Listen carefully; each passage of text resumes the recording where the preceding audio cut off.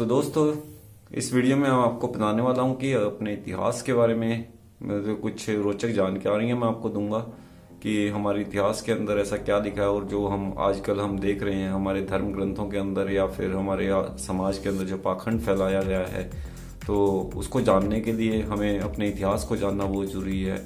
ऐसा ही बाबा साहब अम्बेडकर ने भी कहा था कि जो कौम अपना इतिहास नहीं जानती वो कभी अपना इतिहास नहीं रच सकती है।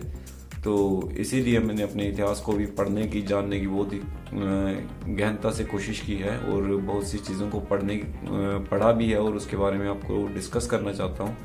इसके लिए मैंने एक वीडियो सीरीज स्टार्ट की है। तो पहला जो पार्ट है वो आज मैं आपको इस वीडियो के माध्यम से डाल रहा हूँ और आपको पसंद आए तो मेरे चैनल को सब्सक्राइब ज़रूर कीजिएगा और इसको लाइक और शेयर करना मत भूलिएगा। और सब्सक्राइब तो ज़रूर कीजिएगा दोस्तों, क्योंकि अगली जो वीडियो है तो उसे देखने के लिए आपको मेरा चैनल सब्सक्राइब करना बहुत ही ज़रूरी है। तो सब्सक्राइब करना मत भूलिएगा। तो देखते हैं अपने इतिहास के बारे में क्या घटा हमारे साथ में, क्या हमारे जो पुरातत्व विभाग क्या कहता है या हमारे जो काल्पनिक जो धर्म ग्रंथ क्या बोलते हैं, तो उनके बारे में हम थोड़ी चर्चा करेंगे। तो देखते हैं दोस्तों, आज बात आपसे मैं करने वाला हूँ इतिहास को लेकर, कुछ बातें करेंगे आपसे, कुछ चर्चा करना चाहता हूँ। तो इतिहास की जैसे अगर हम बात करते हैं तो अलग अलग तरह की आपने किस्से कहानियाँ सुने होंगे बचपन के अंदर अपने दादा दादी नाना नानी के मुंह से, कि कभी किसी चुड़ैल की कहानी आपने सुनी होंगी या कुछ भी वटेवर जो भी कहानी आपने बचपन के अंदर सुनी। जैसे कि मैं अपनी नानी से मैंने एक कहानी सुनी थी कि हमारे गांव के अंदर एक कुआं था जिसके अंदर खुदाई के बाद छोटे छोटे मोने जो लोग निकल के आए और वो 3 से 4 इंच के जो बोने लोग बताए गए कि हाँ ठीक है। जब मैंने नानी से पूछा कि हाँ ये आपने खुद देखा है, तो उनका जवाब था नहीं मैंने नहीं देखा, पर मैंने सुना है कि ऐसा कुछ हुआ था। तो ऐसी अलग अलग धारणाएं बना दी जाती हैं बचपन के अंदर ही। तो उससे हमें चमत्कार की तरफ थोड़ा हम वो चले जाते हैं। थोड़ा अगर बचपन के अंदर हम ज़्यादा दिमाग नहीं लगाते हैं तो इन काल्पनिक कहानियों को ही हम सत्य मानने लगते हैं और वही चीज़ हमारे साथ में बड़े होते हुए, जैसे कि हमने रामायण महाभारत की जो हैं किस्से कहानियां जैसे हमने देखे हैं, काल्पनिक जो चरित्र हमारे सामने पेश किए जाते हैं, तो उन्हीं को हम सच मान लेते हैं।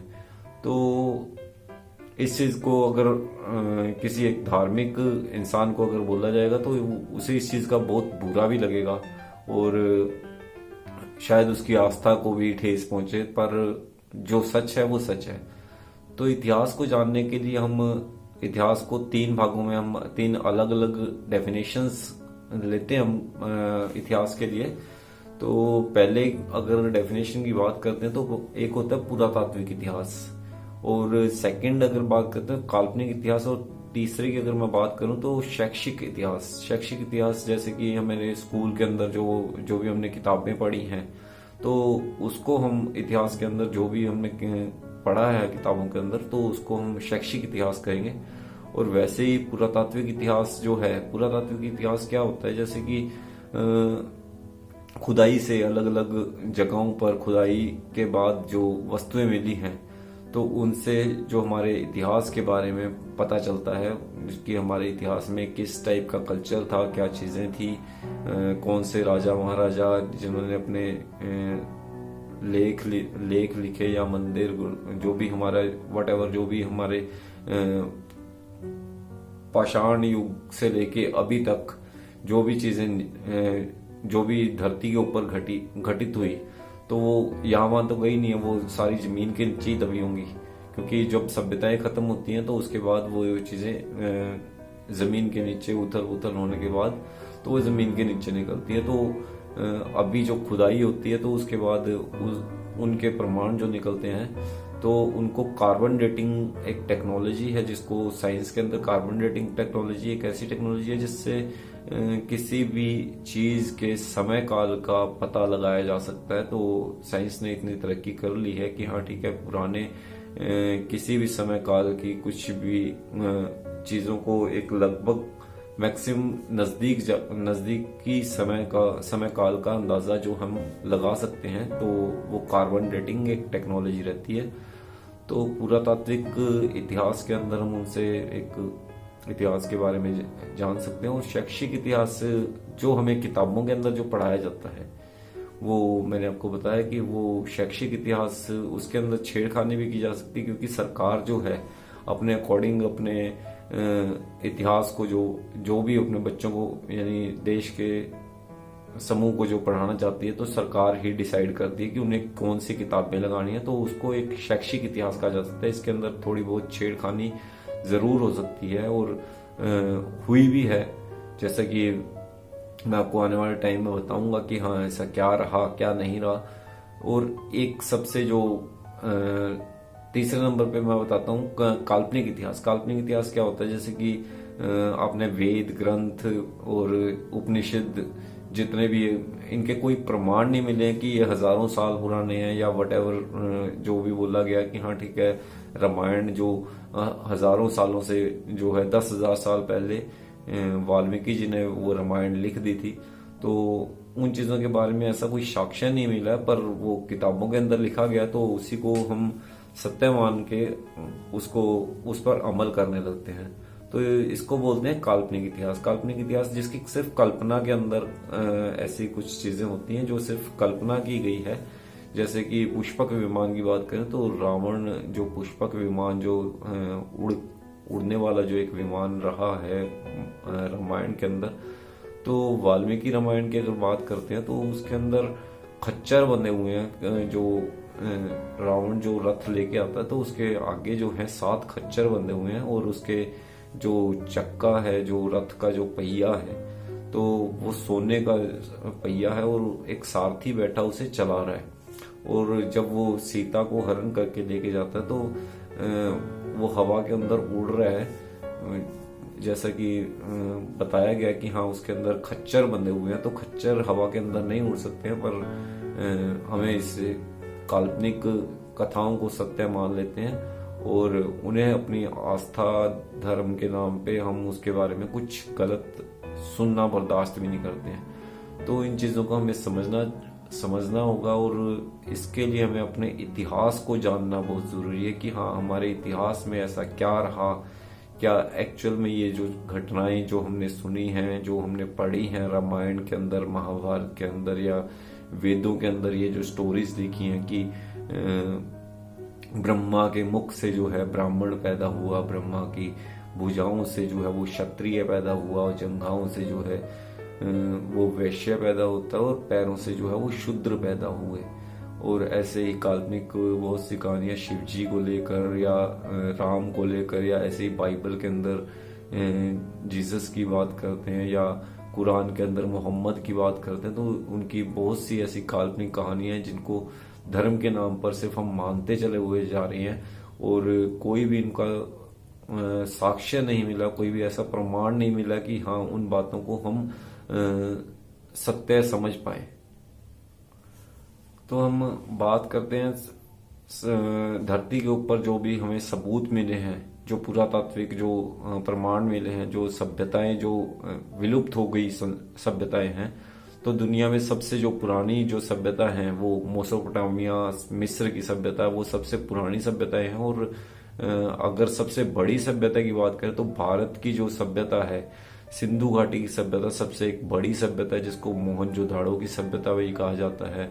और इसके अलग अलग एरियाज के अंदर जो सबूत मिले हैं, जो उनके रहने के जो विकसित शहर थे सिंधु घाटी की सभ्यता, जो 2500 ईसा पूर्व से लेके 1750 ईसा पूर्व तक रही। और ईसा पूर्व का यहाँ पे मैं मतलब आपको बता देता हूँ। ईसा पूर्व क्या है, जो समय काल को निर्धारित करती है, एक जो समय काल सारणी जिसको हम बोल देंगे। तो समय काल को निर्धारित करने के लिए ईसा मसीह का जन्म को हम मेन मान के चलते हैं, क्योंकि ईसा मसीह की जो जन्म का जो समय है उससे लेकर उसके बाद जो है पहली सदी, दूसरी सदी, तीसरी सदी, चौथी सदी, ऐसे इस हिसाब से सदियां चलती गई। और उससे पहले जो जीरो से पहले, पहली सदी से जीरो से पहले जो सदियां जो हैं वो माइनस में चलेगा। अगर बैक पे चलते हैं तो बीसी उसे कहा जाता है, ईसा पूर्व। तो हम जीरो से फिर से शुरू करते हैं, -1, -2, -3, जैसे हम गणित के अंदर पढ़ते हैं -1 यहाँ पे माइनस नहीं लगेगा, तो ओनली वो रिपीट होती चली जाएगी। पहली सदी ईसा पूर्व बोल दिया जाएगा उसे, माइनस की बजाय उसे ईसा पूर्व, यानी ईसा मसीह के जन्म से पहले का जो समय काल जो है उसे ईसा पूर्व कहा जाता है। पोप डायनोसियस नाम से एक जो है जिन्होंने ईसा पूर्व की जो शुरुआत की थी, एडी और बीसी की जो शुरुआत हुई थी, जो समय सारणी जो बनाई गई है, वो पोप मैंने आपको जो नाम बताया, पोप डायनोसियस के नाम से प्रसिद्ध, यानी पोप डायनोसियस नाम है उनका, जिन्होंने इसकी शुरुआत जो की थी। क्योंकि वो ईसाई थे तो इस करके उन्होंने ईसा के जन्म को ही मेन माना। बाकी अगर भारत की बात करते हैं तो भारत के अंदर विक्रमादित्य जो हैं, विक्रमादित्य के जन्म के समय से समय सारणी को काउंट किया जाता था, परंतु ज्यादा जो है जो मान्यता जो मिली है तो वो ईसा पूर्व, क्योंकि अंग्रेजों का जो है सारा शासनकाल, जो अगर पूरी दुनिया की अगर बात करते हैं तो पूरी दुनिया को अंग्रेजों ने अपने अधीन एक समय में रखा। तो उसके बाद धीरे धीरे कुछ देश आजाद होते चले गए, तो पूरी दुनिया पे जो साम्राज्य है वो अंग्रेजों का साम्राज्य था। तो ईसा पूर्व जो था, ईसा मसीह के जन्म के अकॉर्डिंग ही जो समय काल जो है वो निर्धारित किया जाता है। अगर भारत के समय की बात करते हैं तो उसको भी ईसा पूर्व के समय से ही काउंट करके लिखा जाता है। तो 2500 से लेके 1750 ईसा पूर्व जो है सिंधु घाटी की सभ्यता रही। उससे पहले अगर मोसोपोटामिया या फिर मैंने आपको मिस्र की जो सभ्यताएं बताई हैं वो 4000 ईसा पूर्व से पहले की जो सभ्यताएं हैं। तो सिंधु घाटी की सभ्यता 2500 ईसा पूर्व से लेके 1750 ईसा पूर्व तक जो रही, वो उसके बाद उसका पतन हो गया था। वो उसके अलग अलग कारण बताए गए हैं, जैसे कि बाढ़ का आ जाना जो मेन जो कारण माना गया है, तो बाढ़ का आ जाना माना गया है। तो सिंधु घाटी सभ्यता जो है भारत की सबसे पुरानी जो जिनके प्रमाण मिले हैं धरती के ऊपर, तो उससे पुराना भारत के अंदर ऐसा कोई भी प्रमाण नहीं मिला है। तो सबसे पुरानी जो सभ्यता है वो सिंधु घाटी की सभ्यता आपको बता देता हूँ। मोहनजोदाड़ो भी उसे कहा जाता है।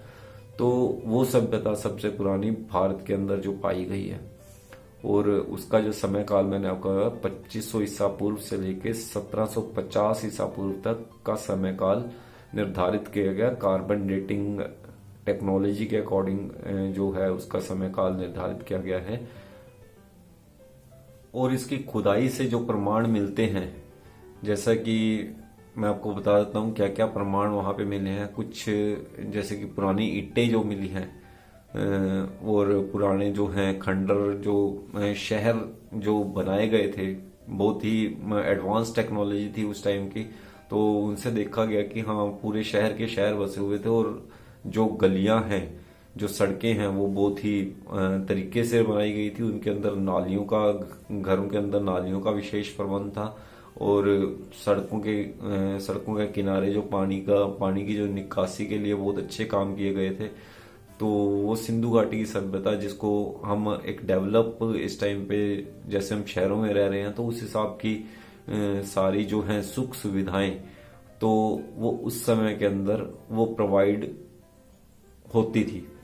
तो वो सारी चीजें अवशेषों से मिली हैं, जैसे कि ईंटें मिली हैं, और कुछ मिट्टी के बर्तन या नाप तोल के लिए वहाँ का, अगर उस समय की बात करें तो नाप तोल के बहुत ही प्रमाण मिले हैं कि हाँ नाप तोल किया जाता था। तो इससे ये भी पता चलता है कि वो जो सभ्यता है वो एक शिक्षित सभ्यता रही होगी, और उनके अंदर जो है मुद्रा मुद्रा का भी, क्योंकि सिक्के मिले हैं वहां से, तो मुद्रा का भी वो सबूत मिलते हैं कि हाँ उस समय के अंदर मुद्रा भी चलती थी, क्योंकि व्यापार के लिए, क्योंकि देखा गया कि व्यापार उस समय चलता था, तो वो अरब से लोग आते थे वो यहाँ पर व्यापार करने के लिए।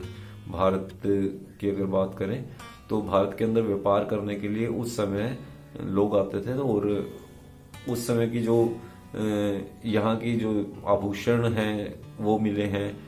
उसके अंदर हाथी दांत के आभूषण आ जाते हैं। इसके अलावा अगर सोने चांदी के आभूषण आ गए, और कांसे के आभूषण हैं, और इसके अलावा सीपी, जो समुद्र से जो सीपी निकलती है उसकी जो है चीजें बनाई गई हुई वो मिली हैं। और ऐसे छोटे मोटे बहुत से प्रमाण मिले हैं, पर कोई भी ऐसा यानी अस्त्र शस्त्र वहां से नहीं मिला है, खुदाई से कहीं भी खुदाई से अस्त्र शस्त्र नहीं मिला है।